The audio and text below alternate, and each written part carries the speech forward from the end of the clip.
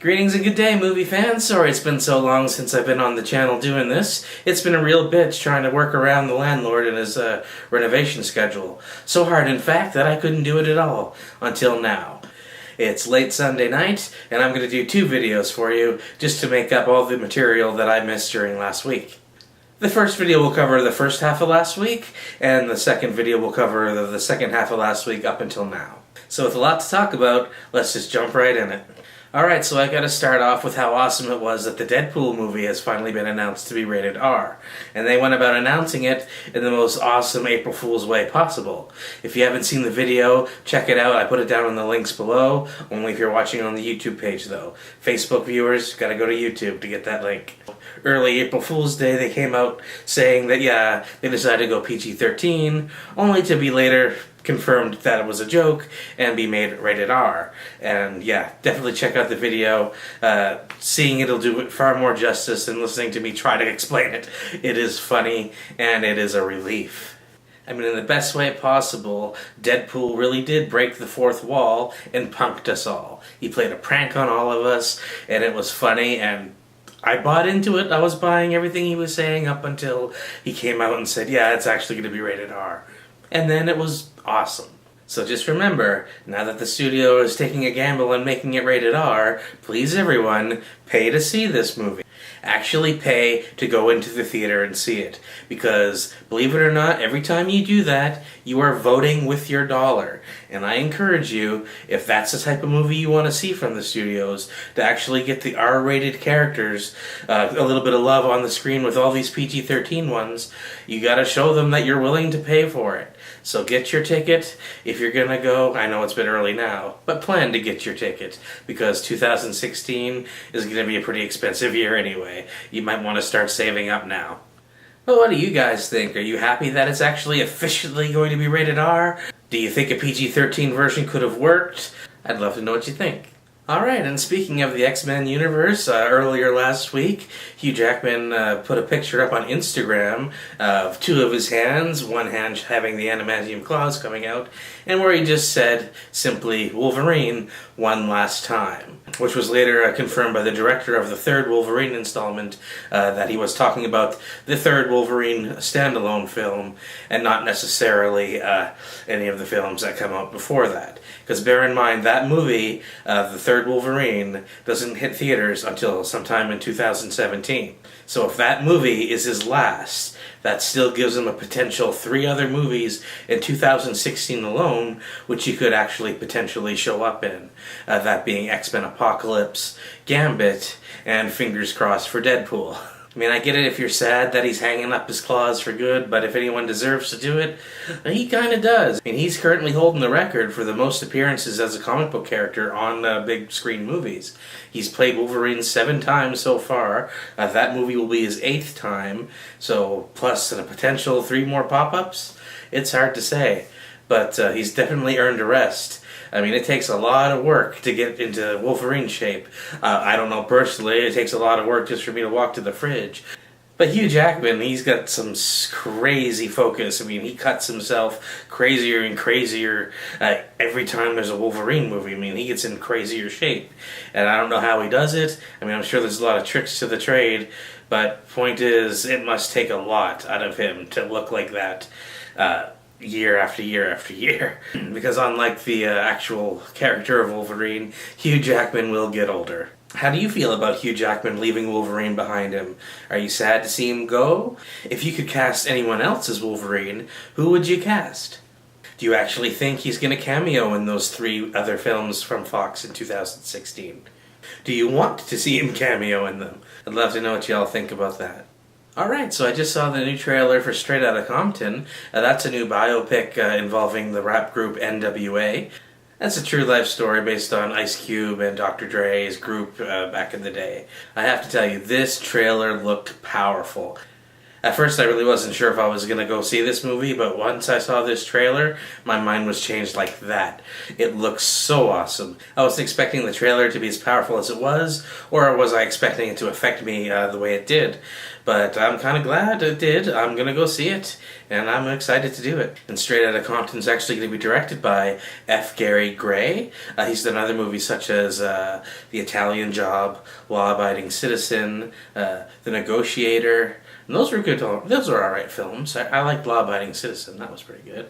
All those movies were alright. I liked them. They were fine. Because this is some serious material with a heavy political message that I really think people should be watching. But yeah, definitely check out that trailer. I've linked it below in the description box, so there's no excuse. Check out the trailer. It is awesome. Not too many times I'll talk about biopics on here, but that one certainly caught my eye. So are you excited to see this one? Were you a fan of NWA back in the day? Do you think it's important that Hollywood films tackle race issues from past moments in history? Either way, it looks like it's going to be a good film, and I hope I'm right about it. I hope it is.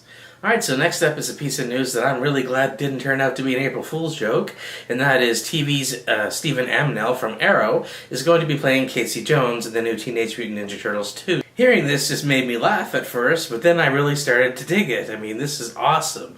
This could be really good. I think visually he's definitely a good match for Megan Fox. I hope it's going to give him a chance to add some more characterization to the film, because that's definitely one thing the first film didn't really show us all that well. But, you know, just to have the Turtles meet Casey Jones, that's a perfect time to give you some characterization about the Turtles, really get to know them a bit more, and, you know, get to know Casey Jones a bit better as well. A lot of people didn't care too much for Megan Fox as April O'Neil. Yeah, she's still a pretty bad actress, but you have to admit that it's probably the best she's ever done so far. So she is improving, so give her that much. Time to stop hating on the girl just because she's hot. But yeah, Casey Jones in this film brings like all sorts of possibilities along with it, and not to mention with Bebop and Rocksteady thrown in the mix as well. There could be some fights in this film that could really be visually impressive, and I hope that they nail them. I hope that this is way better than the first one, even though I really liked the first one. But a lot of people didn't, so let's give them a chance to like the Turtles. This is not beyond saving, and I think this is a huge step in the right direction, getting Stephen Amell on board. This is a role that I am happy he's going to be involved with, because anything that helps get him into a higher level of prestige is okay with me. Not that Casey Jones is a prestigious role, but, you know, it's certainly one that the comic book nerds and old school Turtle fans are definitely going to be paying attention to. You have to convince them that it's a good idea. Some of them, like me, are just easy to please. Others, not so much. So what do you guys think about this casting? Do you think it's a good idea?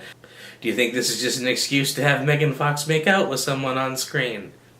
And most importantly, if you didn't like the first film, does this actually give you hope for the second? Love to hear what you think about that in the comments below. Alright, so as much as everyone's looking forward to Batman vs. Superman in 2016, there's another movie being put out by DC that year that you guys should all be paying attention to, because it's starting to sound pretty insane. And I mean that in a good way. And that, of course, is Suicide Squad. And they dropped a little bit of news this week as well, and they have casted Killer Croc. Now, the fact that Killer Croc is going to be in this movie at all, and we're actually going to see a live-action representation of that, which is awesome to me. Like, that's awesome. But that's really giving me a little bit of a hint as to what this movie's going to be, because there's a heavy Batman connection to this film right now, which is intriguing. At this point, I wouldn't be surprised if Ben Affleck actually appears in this film, at least momentarily. Alright, so I'd really love to tell you who they casted to play this guy, but his name is such a mouthful, I think I would just obliterate it. So what I'm going to do here is I'm going to throw his name up on the screen, and I'm just going to say, this guy. But he popped up in a few films like G.I. Joe, The Bourne Identity, The Mummy Returns, Thor: The Dark World. He was in those. He was also on the TV show Oz. I don't doubt the guy is an actor, and this guy could be a very creepy Killer Croc, and I am all in for that. And plus, he was in Thor. He's jumping from Marvel over to DC, so that's that's winning me over here. But how do you guys feel about Killer Croc being in this film? Does this make you more or less excited to see Suicide Squad? I mean, I think it's pretty ballsy that their follow-up film to Batman vs. Superman is going to be Suicide Squad. Okay, so next up is Disney is definitely at it again. They're taking another one of their beloved classic movies, animated movies, and turning it into a live-action film. The newest one to get the live-action honor is Mulan. Now, I'm pretty sure this is going to damage my credibility, but I actually never saw Mulan. I know that's a horrible thing to say because I've watched almost every single Disney animated film that's ever been made. I don't know why, but the year that came out, it just flew under my radar. I had other crap to do, and I just one of the movies that I never got a chance to watch, and still haven't, although I may soon. But I know a hell of a lot of people who swear by this film and love this film, and I have seen parts of it. It's not like I'm totally oblivious to it. It's just I never actually sat down, watched from beginning to end, all in one sitting. There's some cinematic potential with that one. Maybe more so with this one than with some of their other projects. I'm actually hoping this one gets a hard PG-13 rating, just so we can bring some of those action scenes to life in a very dramatic way, and still maintain true to the aspect of that film, which, again, I'm only speculating parts of here and there.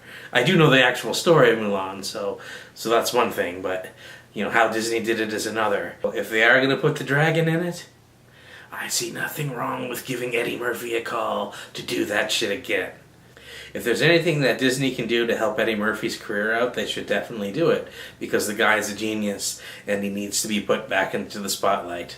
Of course, this is all in the early development stages at this point, so no casting of any kind is being talked about. However, I will come out and say that I really hope that they cast a real Asian actress as Mulan.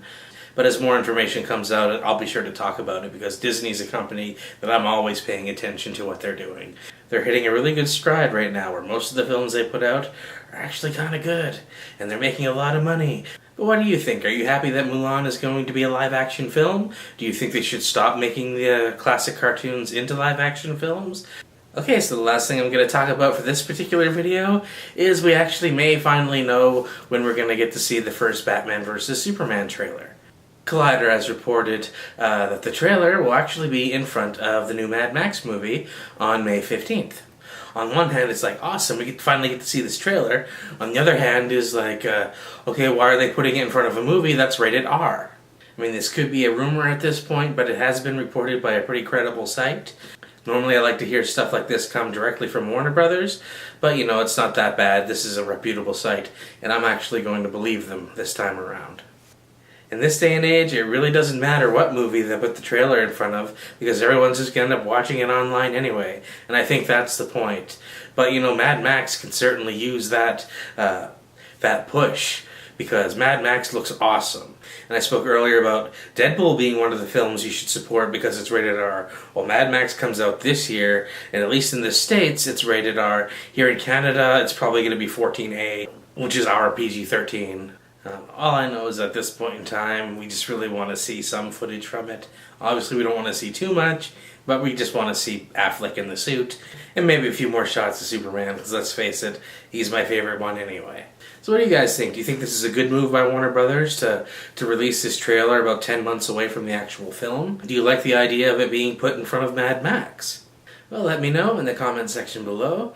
Alright, so that about does it for this show. My name is Paul Dulong, and thank you so much for watching. I'm going to have another show coming up right away, because there's an awful lot to talk about. So take care of yourselves, and I will see you very soon.